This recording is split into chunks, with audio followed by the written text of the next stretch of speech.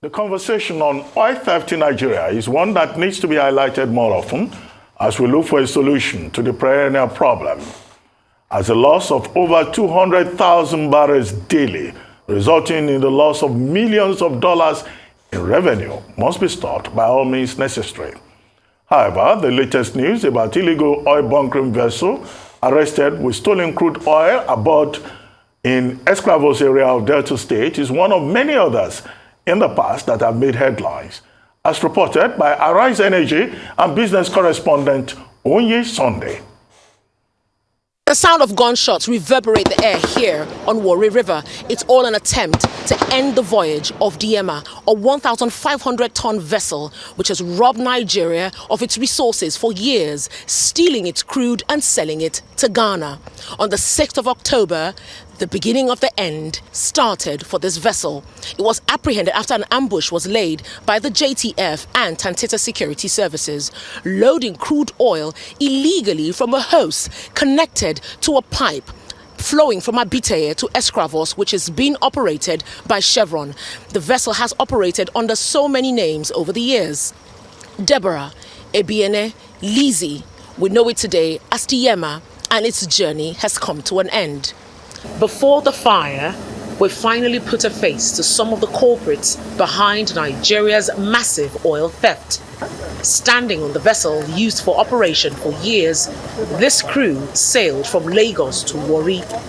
At Sangara, 2 kilometers away from the Escravos tank farm, an ambush was laid by the JTF and Tantita Security Services.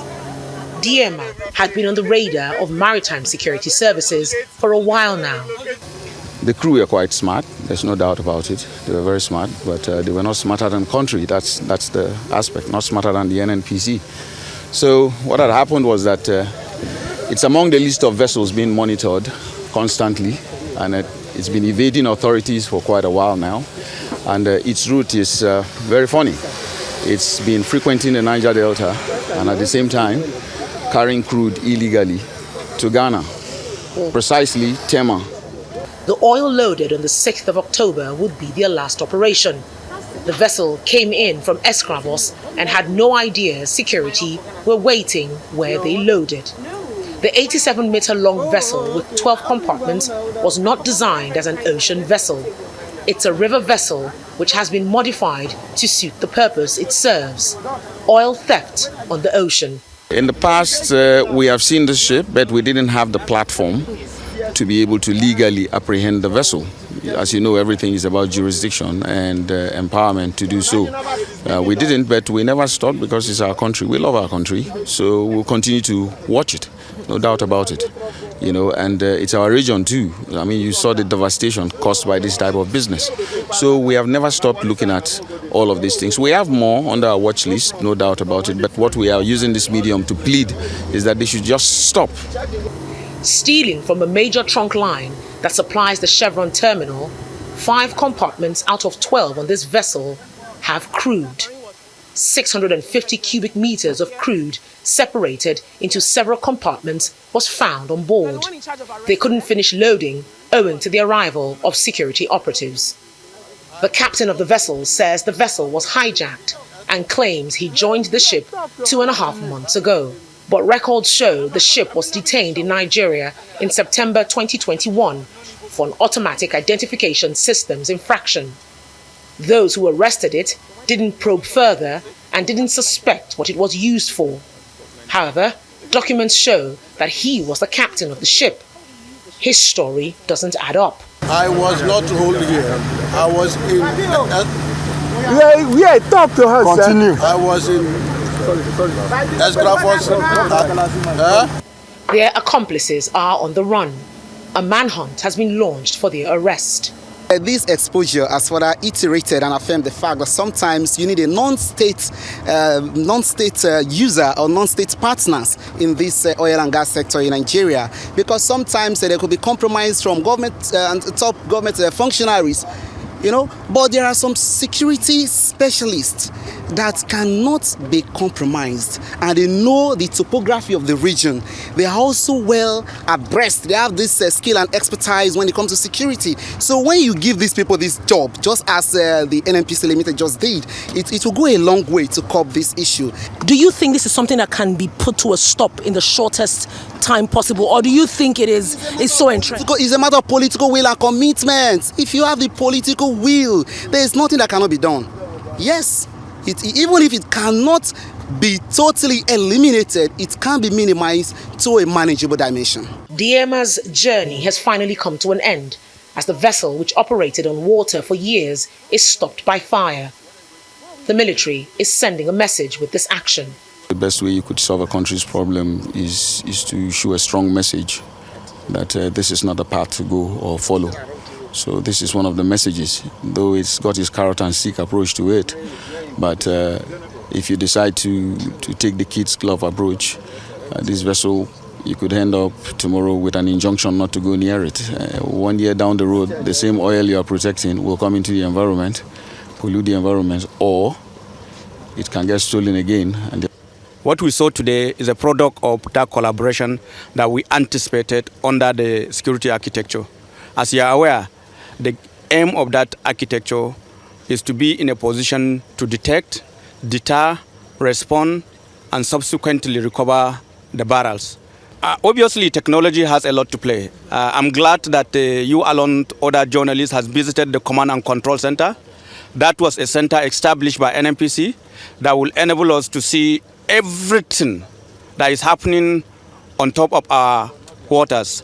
Talk about the deep water, the blue waters, talk about the brown waters and the backwaters. We have capability under the Command and Control Room to detect whatever illicit activity that is happening. Diema was one of many vessels on the watch list of maritime security operatives.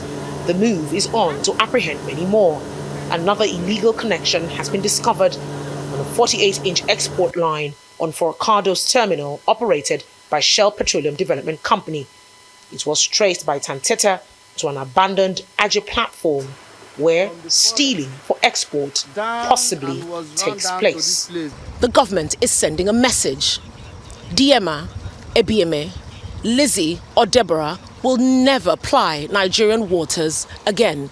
It's a very strong message the government is sending today to other oil thieves. The country, the government, is coming for them. The loss recorded over the years must stop. Onyi Sunday, Arise News. Joining us on this show this morning from our Abuja studio as we continue the discussion of oil theft in Nigeria is Mike Ejiofor, a security consultant, and Honorable Ejiofor Johnson Agbonayinma, former chairman House of Representatives Committee on Nigeria-U.S. Parliamentary Relations. Welcome to the morning show.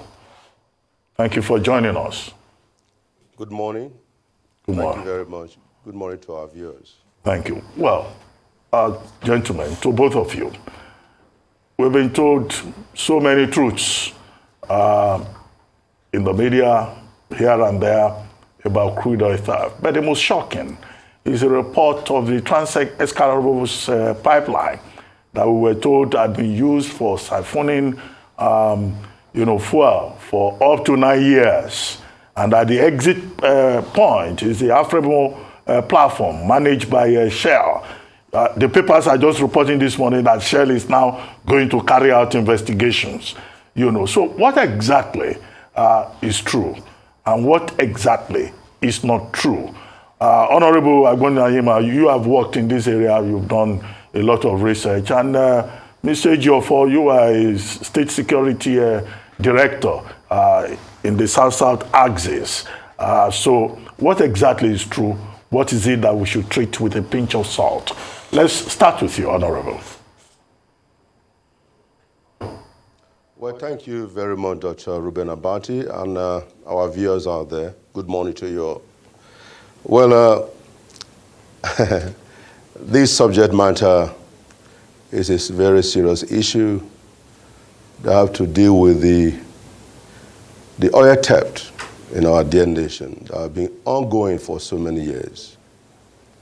Unfortunately, I had the opportunity to go into it when I moved a motion in the House, when I was the chairman, House Committee on U.S.-Nigeria Relations. And to the glory of God, Mr. Speaker, the former Speaker, Dugara, Honorable Speaker Dugara then, was very, very active and very cooperative, and he worked so hard. And the members of the 8th session then, we worked diligently to see how we can curb and do the needful to bring to bear this menace of oil theft that has been going on for so many years. As you may know, the motion moved, investigated. I left this country. I went to the United States more than 4 times. I will not fail to mention this name. The current Attorney General of the Federation, who was very supportive. Tom Polo, who was also very supportive in this investigation. What we are seeing today, without fear of favor, Engineer Kessitin, Tom Polo, and a very good friend that worked under President Jonathan, and that is Dr. Leke. They supported me in so many ways because the former President Goodluck Jonathan, wanted to see how we can fight this menace. And I said before on this platform that Tom Polo initiated this drive. We have been blaming the militants for the oil bunkering. The bunkering that is going on in the Niger Delta region, the oil thefts as a result of the militants that do bunkering. And I challenged then that no, apart from the bunkering, there are so many loopholes. There's so much crude oil gone to global destination through dubious means, sold, outside this country, money paid to different accounts. Where this money, repatriated or brought back to Nigeria? That's the question that we should ask. The truth of the matter is that they said the pipe, have been there for 9 years. My question remains, how do they know that it has been there for 9 years? Are you telling me that nobody, no government official were aware before you can bring rig of that magnitude to the high sea and pipe being laid down on the ground for so many years? Nobody can ascertain if it is 9 years, if it is 15 years or 16 years. Anyone that is saying it is 9 years, that means the person must tell us how he was able to identify to know that it's 9 years. Dr. Ruben Abati, my brother and Nigerian people, it is unfortunate. This is a document here. This document was brought to me, sent to me by the company that the former government engaged. And they were paid. The first mobilization was $5 million, that molecular power system, to undergo, to monitor and investigate the crude oil that left this country to global destination. They were to investigate 51 countries, but they were able to undergo to investigate 41. The 41 country investigated, the documents are here. When I was in the House, they sent me a copy, and Dr. Ruben Abati, what is here, what left Nigeria to United States through Port of Houston and Port of Lake Charles? 391 million barrels left this country, undeclared for, through the help of United States Customs, who gave us comprehensive details. Kudos to Molecular Power System and Lumos, who now went further to conduct a terrific and horrific, alarming that you'll be hearing, the outcome of the investigation. It is mind-boggling. Even to India, we have 226 million barrels gone to India. And you will see even Cameroon, Ghana, up to Togo, millions. And there's not enough time to really give details and to show you what left this country. That to the United States alone, over $70 billion gone to voicemail. And we invited an NPC, and they told us, the document they gave us is right here. They are right here. Nothing left Nigeria. But U.S. Customs told us what landed in the United States alone, 391, billion. And it's shocking. I'm happy you are showing on your screen. These are some of the investigations that I carried out that I went to the United States with the support of the United States Congress then, who were so eager, this is wrong, that today, Nigeria government engaged a lawyer out of the United States, Anthony Stanley Jerome, who did a fantastic work.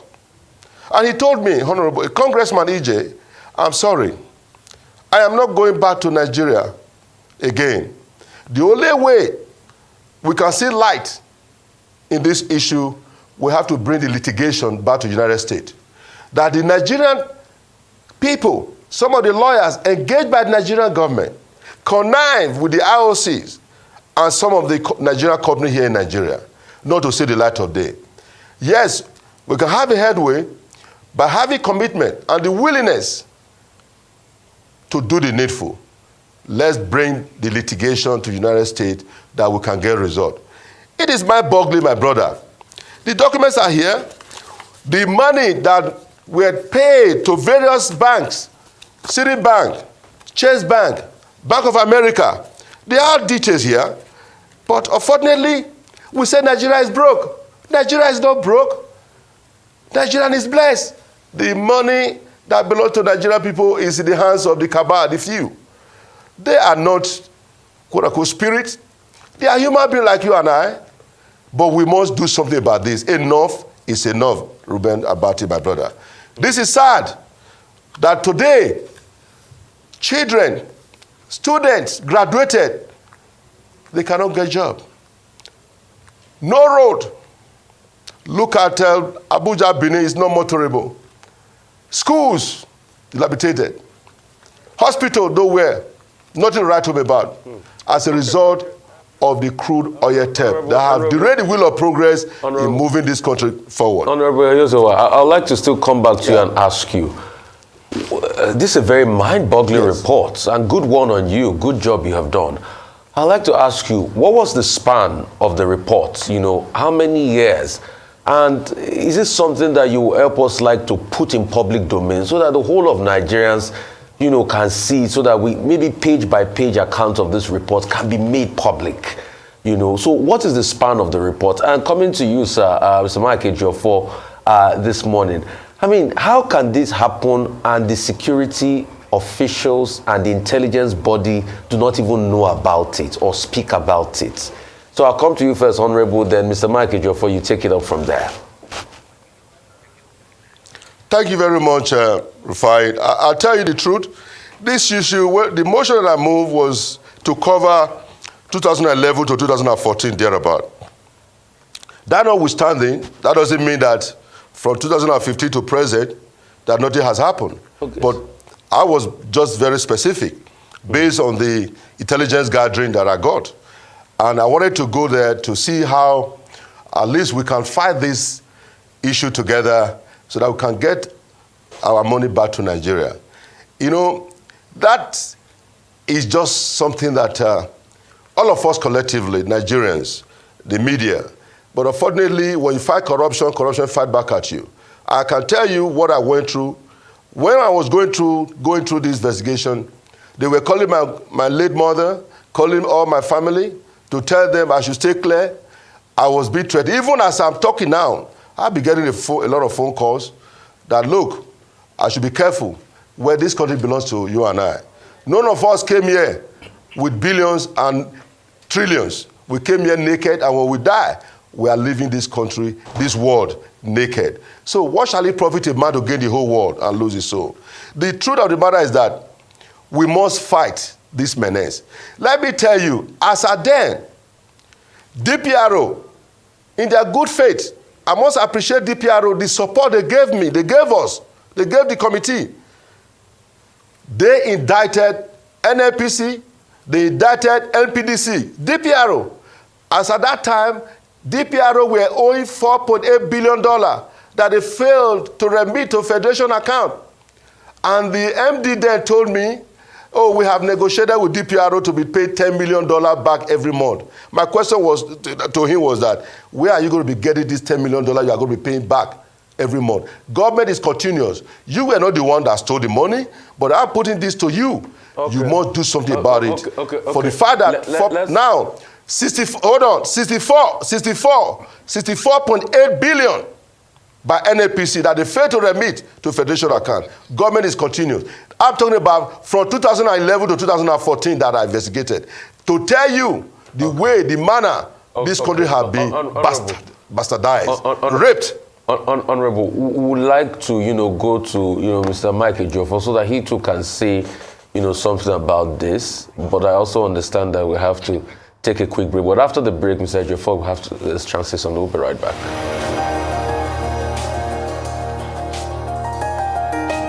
All right, welcome back. Still the morning show right here, Rise News Channel. We've got Mr. Mike Ejiofor, Honorable Ejiofor Johnson, Agbonayinma, and we've been talking about crude oil theft pretty much. So, sir, Mr. Mike Ejiofor, I mean, this was around the time you were, top person at the DSS. What really happened? Let's get your own side to this. The intelligence community never knew about all of this going on. And what really happened? Well, thank you, Rufai. And I wouldn't want to be defensive. There are certain things ordinarily I would have put in the public domain. But because of your question and the situation we found ourselves in this country, we have to bring it out to the public domain. You can see the expose by the Honorable. You can see that Nigeria is really bleeding. Now, I have the privilege of having served as a state director in Akwa Ibom, in Bayelsa. I'm from Delta State. I was served in Abia. These are oil-producing states. And but before then, I had the privilege of being the SSS Task Group Commander of the Joint Task Force, Operation Restore Hope. That was in 2004. And in 1986, though, in a bid to curb this oil theft, some of us, all the security forces, were sent to the PTI, the President Federal University of Petroleum, to study basic oil operations in oil industry. Because for you to check all these things, you must have a knowledge or background to do all this. So in 2004, I was posted to the Joint Task Force as the SSS Task Group Commander. The allegation then was that Tompolo, the militants, were involved in oil theft, vandalism, and the rest of them. And I decided, initially to say, well, we must stop this. We will have Security Council meeting at the Joint Task Force on how we should go. Before you know it, this information has been leaked to the people we are talking to. And Tompolo had a cause to call me that I'm leading war against him. And I say, it's not true. I'm not leading war. He said they have told him. I said, who told you? Then one of my friends, who also means well for this country, then a serving major, the intelligence officer, and that's Major Kefas, who later was posted out on punitive measure to Sokoto State because of his determination to put an end to this. From there, he was frustrated and he resigned from the army.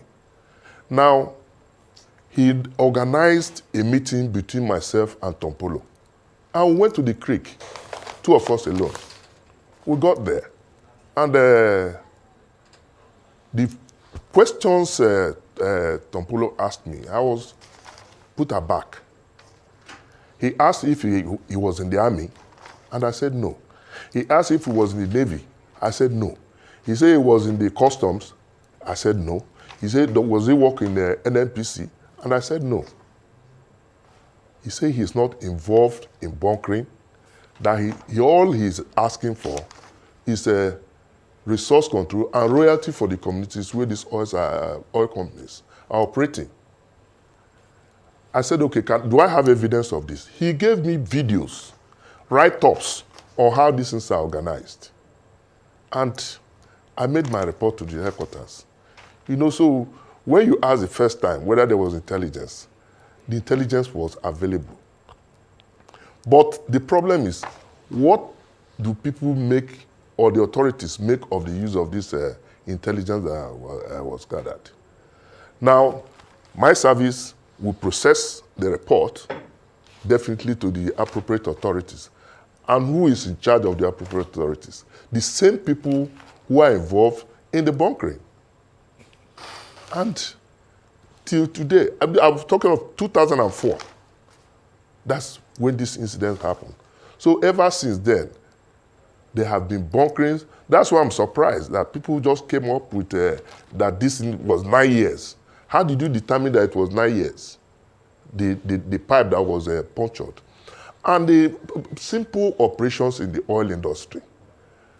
In the central control room, the data room, where our export is recorded, if there's a puncture on the pipeline, the pressure drops to show that it has been tampered with. So this is a deliberate act by a syndicate of both the oil companies, the military, and all the stakeholders who are involved, not necessarily the communities that are available. And that's why I also tend to agree with Pa Edwin Clark that this is over 40 years. But why it has become a challenge now is that it has become a franchise. A thief should not even steal, have more than the owner. Now is that the bunkerers are having a greater share of our national wealth than Nigeria itself. So it becomes worrisome. What do we do to bring this into an end? So if you look at the whole situation, it's mind-boggling. What Honorable has revealed here is not just bunkering that you are taking our oil. What about the ones that have been exported? Have people been able to account for the, have the money been remitted to government? That's the point he was making here. So it's a big challenge. I don't know how we should go about this. It's a very serious challenge. And I think leadership matters a great deal. It's better late than never. I believe that the president has come out to ensure that this thing is brought to an end. And, you know, he has the chief of defense staff. You can see the video. I think it was Arise that even brought the report. He personally led the group to that place. So I must commend him and the leadership of the military. We have the best military in Nigeria. But leadership matters. We have many bad eggs. So I believe that the chief of defense staff, the service chiefs, should now sit down with the DGSSS to see how do we check it. I'm also aware that there are many prosecutions of oil theft. There are many ongoing prosecutions that are not even in the public domain because a presidential task force has been set up to bring all these things to an end. Well, so I think Mr. Ejiofor, the opportunities like this is very good for us, yes. Mr. Ejiofor, I mean, yesterday when we discussed this subject, there was something we brought up about recent revelations about the handling of it. First, NNPC told us about illegal pipeline. Was it right to announce it first before taking action? Some other people are saying, look, from a legal or even security perspective, it would have been better, first of all, to apprehend whoever is behind that illegal pipeline before coming to inform Nigerians. And then Tantiana Security Services, which we're told that Tompolo has majority shares in, intercepted a vessel and then decided to set the vessel and the content on fire. Couldn't the vessel have been held as evidence? From a security perspective, what do you think of the handling of this? Well, you see, the NNPC coming out openly to show this will serve either two purposes. One, to serve as a deterrent to others that were aware of your activities, of what is going on. Because crime is about prevention. We don't wait for, the crimes have already been committed, but I think the intention of the NNPC then was to make sure this thing does not go on, that it has come to the public domain. Then the issue of burning of the vessel, it also has its purpose, but I don't ascribe to it because one, you've destroyed evidence on this. We don't know the people behind it, or what we are told that these people are on the run. But if we had gotten the people behind it, they'll be able to tell us. It will serve two purposes though. One is that people coming from outside to bunker our oil, it will serve as a deterrent that they will not come, that their vessel have been destroyed. But what of the environmental pollution? That is more serious. I don't think it would have been proper to burn it, but it has been done, and what we should now concentrate is that it should not happen next time, so that it will assist the security agencies in terms of prosecution. Okay, Honorable Agbonayinma, let me ask you, we keep hearing 1,500 barrels stolen, 2 million barrels finding its way to the Netherlands and all that. From your study, from your report, and your focus on this subject, don't we have a computational process for recording what is produced, what is taken out, what gets to the export terminals, either onshore or offshore? Is it possible for somebody to just carry a vessel into Nigerian waters and just hang around and collect fuel and disappear? Isn't there a standard procedure in place? And if there is breach, who breaches these procedures? Well, thank you, Dr. Ruben Abati. You know, we've been hearing these over the years, 1,000, 2,000 barrels per day. My dear brother, the truth definitely must come out one day. And the truth is already here now. What we have been hearing is stories. This country have been destroyed. They have sold this country, mortgaged this country over the years. They said prevention is better than cure. How do you receive 391 millions of barrels in the United States alone? We are talking about 41 countries. Let me tell you, let me just give you some information here. In 2011, NNPC declaration, the barrel that they said they had 2011 was 301,770,059 barrels in 2011. Average price of $111 per barrel. That means expected receipt, money to have been, at least accrued to the Nigerian people, the Nigerian government. $33 billion, 768,069,602 dollars. I'm talking about 33 billion, 2011. You go to 2012, they said they had the total barrel 296,480,785 barrels. With average price, that dollar rate, $112 per barrel.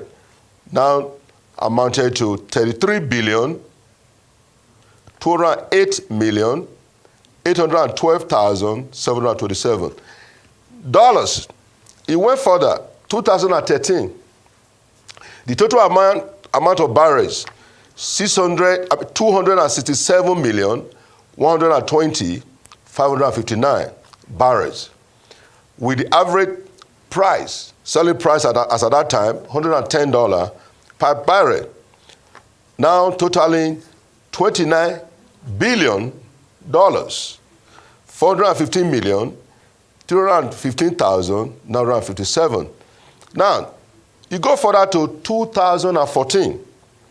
They told us that they were able to produce 270 million barrels, 270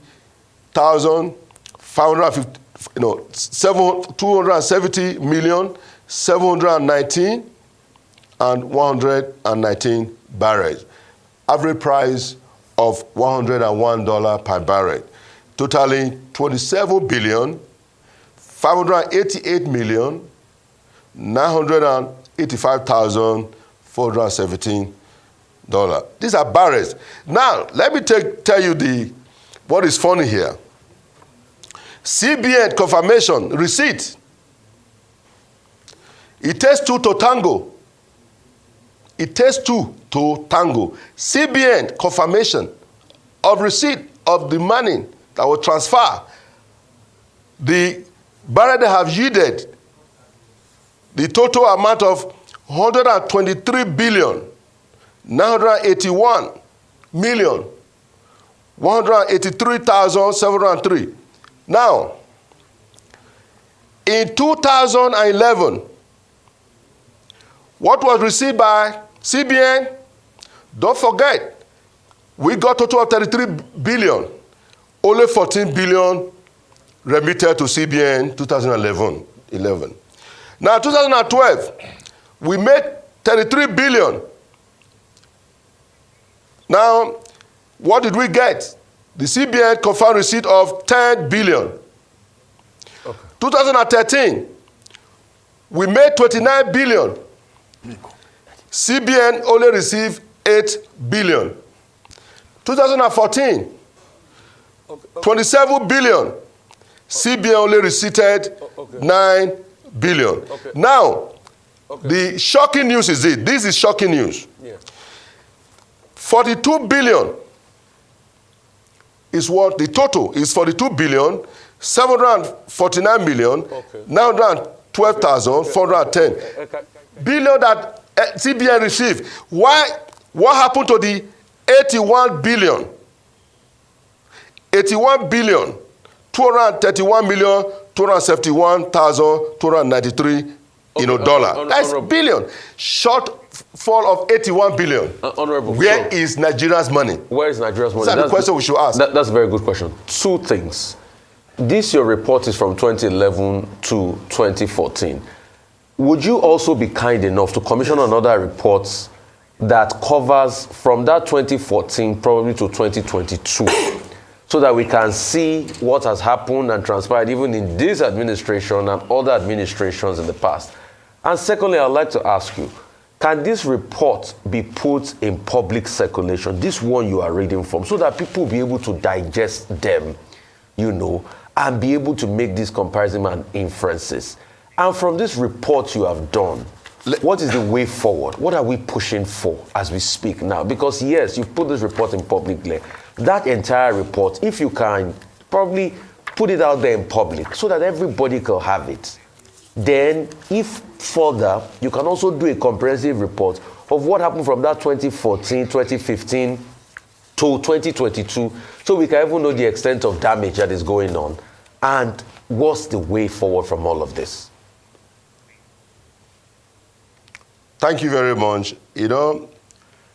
I was at the House of Representatives then, as a member, House of Rep, representing my people, the good people of Ejiofor Federal Constituency.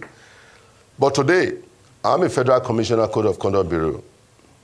To the glory of God, I think we need to support the government of the day without fear of favor, because this is going to require a huge effort. What I put in to get this with the support of the Speaker and my colleagues as at then 8th session, it was not an easy task. That's why I said, I'm not just saying this for the sake of saying it, that Tom Polo means well. Tom Polo means well because he supported me in this investigation. Attorney General of the Federation supported me. And again, the Speaker Dogara supported me. I cannot fail to appreciate. And another man that we should appreciate, that is Professor David Oluwokere of Lomos out of Houston, Texas. Lomos did a wonderful, fantastic job. To embark on that, which, by the grace of God, nobody is above the law. I am going to do whatever I can to support the government, to bring this to the limelight. But first of all, like the lawyer engaged by the Nigerian government earlier on, that is Anthony Stanley Jerome, who said that we must bring the litigation to the United States. The IOC that have defrauded this country, he said that Nigeria's money is the money that have been used, some of the money that belongs to Nigeria is being used to develop even America and other parts of the world. Our money is everywhere.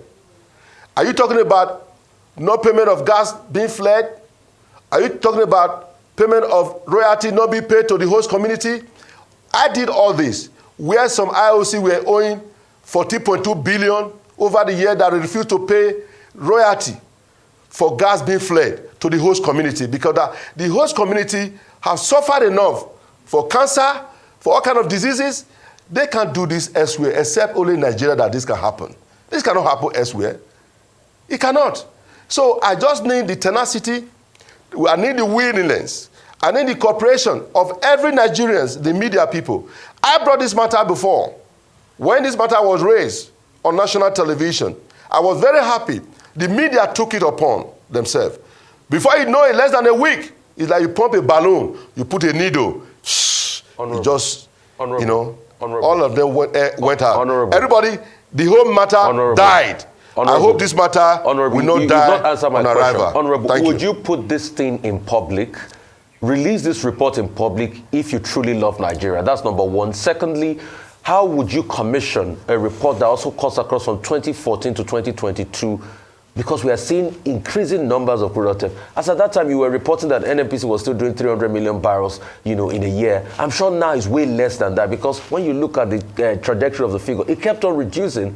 And as of 2014, they were doing 270 million barrels per day. So would you also work at a report from 2014 to 2022? So let's see also the rot that is happening as we speak now. And when are you going to release this report to the public, so public can have it, every Nigerian can have it out there in their hand? Because that's the way you can sustain what you've started. Let me tell you something that is shocking to you. These are the banks. The banks money was paid to. Citibank, Chase Bank, Bank of America. All this money, this crude oil that landed in a global destination, the money were paid into various accounts. Where is that money? Are they back to Nigeria? I am ready. If I could do this, I use my resources. It is not government that pay me to go to America for over four times. The United States Congress, that was Honorable Congresswoman Sheila Dasili, supported me. The Congressman Smith, the chairman of U.S. Africa, they all gave me humoral support. The DOJ then, they gave me support. They all gave me support with the effort of God Almighty. And it is not easy to do such investigation. Guess what? When you fight corruption, corruption fight back at you. So I know what I have received. I know what I have gotten. So I believe anytime, any day, the document should be released to the public. Why shouldn't I? This country belongs to all of us. I am sick and tired, my dear brother. Honorable. Look at the suffering that is going on in this country. We have just a few minutes. So we must support the government instead of blaming. Okay, let me tell you, this was not created by Buhari. This was not Buhari. This was not President Buhari. This was not this government. The crude oil theft has been going on over the years. We must put it to rest. Dr. Ruben Abati, you were in government at that time. You were in government. And we fought. And this was a good initiative. If Mr. President Jonathan wanted to, this is the one that approved the money to be paid to contractor, the consultant, to investigate his own government. Okay. So Honorable Agbonayinma. Honorable. Guess what? Thank you. Honorable, just hold on. I mean, we have just a few minutes to go. I would like to ask you, You are now a commissioner with the Code of Conduct Bureau. What we're talking about here is all about failure of leadership. Now, from the House of Reps to this investigation to where you are now, do you still see this pattern as a systemic thing? And what is your current experience in the Code of Conduct Bureau? But before you answer, we'll just take this quick break, and then we'll come back to wrap up the conversation.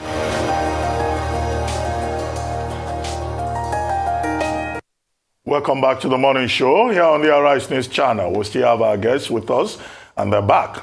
Mr. Mike Ejiofor, a security consultant, and Honorable Ejiofor Johnson Agbonayinma, former chairman, House of Representatives Committee on Nigeria-U.S. relations. Now, Mr. Ejiofor, I was asking you before we lost that connection, that some persons who had worked in the oil and gas sector are saying that, in fact, crude oil theft was not as serious as this until the deployment of almost every military unit, security unit to the place. And that the people behind this, two persons have sent to me, are the security people. And you were saying earlier that, once you do your report, you submit to the relevant authorities, then nothing happens. But these two persons who are relying on their own experience say, in fact, the big thieves are the security people. Do you agree? Yeah, I completely agree. I said it. It's like giving a thief something to watch for you. Now, the people who are involved in this, you ask them to go and prosecute themselves. The only thing they will do is to re-strategize and see how they will not be the... Mostly, it's not only security agencies. The multinationals, like I said before, if there's a drop in pressure, it also reads in the central data. So if there's no connivance among both the security agencies and the major stakeholders, they won't be successful. The point I'm making is that I'm not exonerating the security agencies because people even lobby to be posted to the Niger Delta now, where they will make money. You remember when Governor Wike on video was telling them that a DPO has a refinery and should be posted out of... so nobody is... But what I'm saying is that it needs a concerted effort from everybody, especially from leadership, to do this. And not just the leadership. We are talking of, like Honorable has talked about Tompolo. We have criminal elements. While I was in the JTF, there was this criminal called John Togo. And Tompolo was even assisting to ensure that that guy was arrested. Because he was not representing the interests of the people. He was involved in criminality and representing his own interests and not the interests of the people. So we must encourage the locals, just like the security outfit that have brought all this into limelight. You should work with the security agencies. They should also be able, though it's going to be difficult, to identify the security officials involved in this. This is at the top. And that's why I repeat that the CDS, having taken the initiative to bring this into a halt, should also call all the service chiefs and put eyes on the ground to see that our oil output increases. Because this is barely 80% of our economy is dependent on oil. And if we don't have it to do, so what do we do? The economy is crashing. There's global downturn of economy everywhere. So I think the little we have, we should protect it. And there's no way we can do it without getting these people involved and identifying the people who are patriotic enough to protect our assets. Okay, thank you, Mr. Ejiofor. Very quickly, Honorable Agbonayinma, I had asked you about your experience, with the Code of Conduct Bureau. Do you think that this crisis we face is everywhere, not just in the oil and gas sector? As we wrap up. Well, I believe the authority will do the needful. We've reached out to National Assembly and other higher authority, and they are working on it because we must do everything humanly possible to put Nigeria first. I took an oath, And I must uphold, protect, and uphold the Constitution of the Federal Republic of Nigeria. Anything outside that, I will not support it. So I think nobody is above the law. I am not, and we must deal with it precisely, extensively, to bring to bear, because prevention is better than cure. Putting preventive measure on ground, it is important. We are a reactive nation. Unfortunately, we are not a proactive nation. It's only when it has happened we all start running. But if we put the right preventive measure to combat that curtail, I think that's what Code of Conduct Bureau stands for. Putting preventive measure to look at when, public officer, when they are engaged, they declare their asset. And after 4 years, they also have to declare their asset. That is to see, by the time we do verification, to ascertain whether their earnings is commensurate with their fortunes and all the property they have earned. Just like, for instance, Ejiofor, my whistleblower, gave intelligence report to us. That whistleblower today went and served a jail term, 8 months in Kuje prison, because somebody said that Code of Conduct Bureau have freed that person, which is a lie. The matter was still being under investigation. But they ran to other agency. At the end of the day, he was charged to court for giving false information. That whistleblower never gave false information. But unfortunately, this country belongs to all of us. Something good can come out of Nigeria. Nigeria is highly blessed by God. Is it natural resources, mineral resources, human capacity? God has given us so much in Africa, in Nigeria in particular. But we are our worst enemy. Well, we are our worst enemy. If we do the right thing, I